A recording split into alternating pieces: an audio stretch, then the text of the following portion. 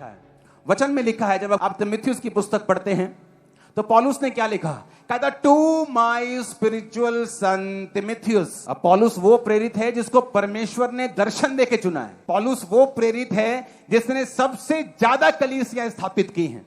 पौलुस वो प्रेरित है जो सबसे ज्यादा गैर भाषा में बातें करता था। पौलुस वो प्रेरित है जिसने सबसे ज्यादा पत्रियां लिखी हैं और बाइबल में परमेश्वर ने उन्हें शामिल करवाया है अपनी ग्रेस से। और वो पौलुस क्या कह रहा है कि तुम मेरी आत्मिक संतान हो। और लोग बोलते हैं ये स्पिरिचुअल फादर नहीं बन सकते आप, क्योंकि वचन कहता है किसी को धरती पर अपना पिता नहीं कहना। फिर अपने बाप को, जो घर में बाप है, उसको अपना पिता क्यों कहते हो? उसको भी बंद करो पिता बोलना। वचन तो फिर वचन ही है ना, पूरा कपटियो पूरा मानो, फिर कपट क्यों करते हो? कितने मेरी बात को समझ रहे हैं? वो कहते हैं वचन में लिखा है कि धरती पर किसी को अपना पिता नहीं कहना है। मैं मानता हूं, ठीक है लिखा है। अब मैं समझाता हूं क्यों लिखा है, वो बात की बात। मैं ये मानता हूं, आप मानते हैं? हां जी मानते हैं। तो अपने घर में अपने पिता को पिता क्यों बोलते हो? उसे ब्रो बोला करो, ब्रो, हाय ब्रो। जब ब्रो तुम्हारे कान पे 2 लगाएगा तो सब शैतानी शिक्षा बाहर आ जाएगी। वचन यह भी कहता है अपने माता और पिता के अधीन रहे। वचन यह भी कहता है प्रभु में अपने माता और पिता के अधीन रहे। वचन यह भी कहता है, पौलुस कहता है टू माय स्पिरिचुअल सन। क्या पौलुस को परमेश्वर का वचन मालूम नहीं था? क्या पौलुस परमेश्वर के वचन से बाहर था? नहीं। पौलुस कहता अगर कोई शारीरिक बच्चे जन्म दे सकता है, हम आत्मिक बच्चों को जन्म दे रहे हैं। अगर शारीरिक बंदा जो बच्चों को जन्म देता है उसे पिता और माता कहलवाने का अधिकार है, तो आत्मिक बंदा भी जो स्पिरिचुअल बच्चों को जन्म देता है उसे माता और पिता कहलवाने का पूरा अधिकार है। मैं आपको बोल रहा हूं, चैलेंज करता हूं मैं इस डॉक्ट्रिन को, कोई इसको चैलेंज करके दिखा दे। यीशु मसीह ने इसलिए कहा था क्योंकि वो फरीसी और सदूकी दुनिया में ऐसा दिखाते थे कि हमारे अलावा तुम्हें परमेश्वर के साथ कोई मिला नहीं सकता, हम तुम्हारे गॉड फादर हैं। प्रभु के साथ मिलना है, पहले हमारे पास आओ, हमें खुश करो, हमें चंदा दो, हमें आशीषित करो, भेंटे लेके आओ। तो प्रभु ने कहा ये गॉड फादर नहीं है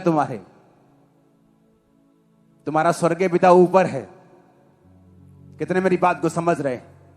नहीं तो फिर वचन अपने आप को कॉन्ट्राडिक्ट कभी नहीं करता। एक तरफ वचन कहता धरती पर पिता नहीं कहना, दूसरी तरफ वचन कहता धरती पर अपने माता और पिता के अधीन रहे।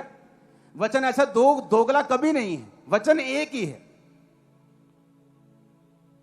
पौलुस कहता मैं जिस तरह औरत बच्चा जनने तक पीड़ाओं में रहती है, मैं भी पीड़ाओं में रहता हूं, बच्चा जनने की पीड़ाएं। आपको मालूम होगा जो पास्टर्स होते हैं उन्हें भी पीड़ाएं होती हैं स्पिरिचुअल, जब एक बच्चा जन्म ले रहा होता है। जब आपकी लाइफ में परीक्षाएं आती हैं, आपकी लाइफ में बीमारियां आती हैं, आपके पास्टर को पता है वो प्रभु को क्या बोल रहा होता है उस समय और किस तरह से लड़ रहा होता है परमेश्वर के साथ आप लोगों के लिए। वो एक फाइट होती है। हालेलुया। वो आपको मैं समझाने वाला नहीं हूं, वो मैं आपको आगे एक्सप्लेन करने वाला नहीं हूं कि मैं आपके लिए किस तरह से प्रार्थना करता हूं। हालेलुया। कहता टू माय स्पिरिचुअल सन, मेरा आत्मिक पुत्र तीमुथियुस। हालेलुया। उस समय सारे प्रेरित जीवित थे। बाइबल कहती है पतरस पौलुस की पत्रियों को पढ़ता था। पतरस ने अपनी पत्री में पौलुस की पत्रियों की बात की है। उसने कहा पौलुस की पत्रियां बड़ी गंभीर और समझने वाली हैं और लोग उसका उल्टा अर्थ मरोड़कर अपने नाश का कारण बनते हैं। यानी उस पत्रियों को पढ़ता था, पौलुस की पत्रियों को पतरस पढ़ता था। अगर पौलुस गलत होता तो पतरस सीधा उसका सामना करता कि अपने आप को आत्मिक पिता मत बोल। कितने मेरी बातों को समझ रहे हैं? परमेश्वर ने उस पत्री को क्यों अलाउ किया? जब परमेश्वर के दास मूसा के साथ शैतान लड़ रहा था और लोग लड़ रहे थे और राजा लड़ रहा था, मेरे भाइयों, वो मूसा के साथ नहीं लड़ रहे थे, वो प्रजा के साथ लड़ रहे थे। मूसा का क्या जाता? मूसा कौन सा वहां पे लेबर काम कर रहा था? मूसा अपने परिवार में खुश था। मूसा वापिस चला जाता अगर वो फाइट करते तो। मूसा का क्या जाता, लोग उसी बंधन में रहते। आपको क्या लगता है जब शैतान मेरे साथ फाइट करता है, मैंने क्या बिगाड़ा लोगों का? वो मेरे साथ फाइट नहीं कर रहा, वो आपके साथ फाइट कर रहा है, क्योंकि आप मेरे साथ अटैच्ड हैं, आप ब्लेस हो रहे हैं, मेरे द्वारा स्पिरिचुअल बच्चों को जन्म दे रहा है परमेश्वर, इसलिए उनके साथ वो फाइट कर रहा है। आप मेरी बात समझ रहे कि नहीं? वो मेरे साथ फाइट नहीं कर रहा, मेरे साथ उसकी कोई पर्सनल लड़ाई नहीं है, लेकिन वो मेरे पीछे आपको देखता है। उसे मालूम है कि लोग इसके पीछे खड़े हैं और परमेश्वर ने इसको ठहराया है।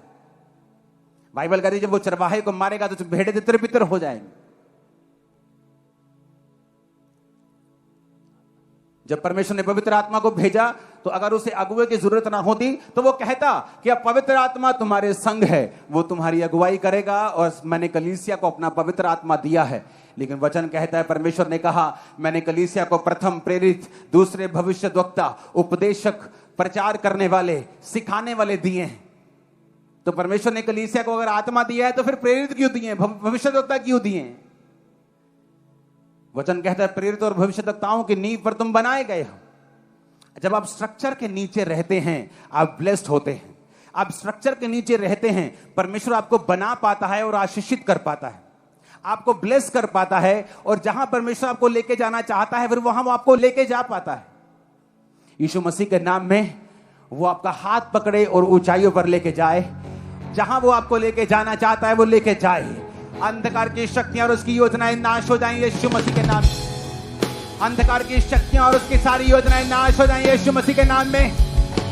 मैंने कहा अंधकार की शक्तियां और सारी योजनाएं उसकी नाश हो यीशु के नाम में। हालेलुया।